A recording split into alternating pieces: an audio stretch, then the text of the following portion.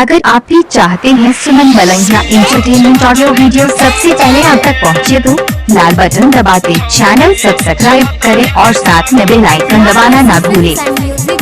DJ Suman Malangiya entertainment.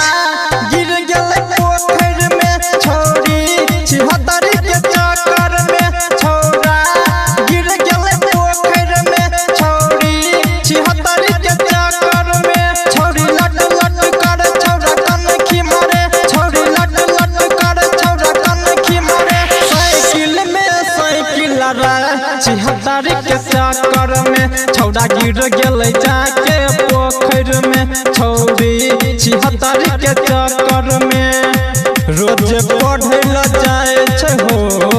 छौड़ी के खूबे पटाबै छे हो, अपन देह सटाबै छे हो।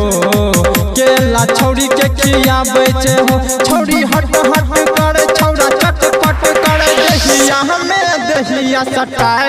छिहत्तरी के चक्कर में छौड़ा गिर गेलै जाके पोखर में। छौड़ी छिहत्तरी के चक्कर में। DJ Suman Malangiya entertainment.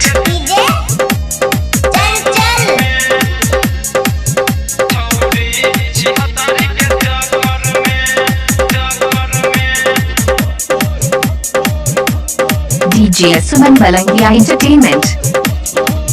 छौड़ा हेल गेलै पोखर में। छौड़ी छिहत्तरी के चक्कर में। छौड़ा हेल गेलै पोखर में।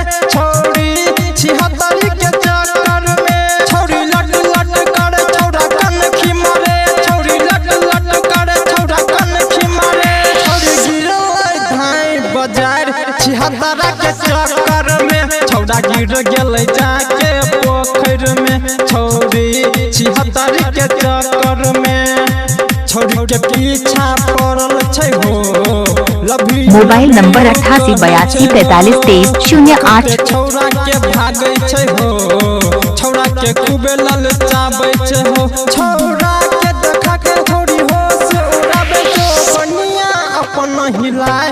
छिहत्तरा के चक्कर में छौड़ा गिर गेलै जाके पोखर में। छौड़ी छिहत्तरी के चक्कर में। DJ Suman Malangiya entertainment. Mobile number 8882432308।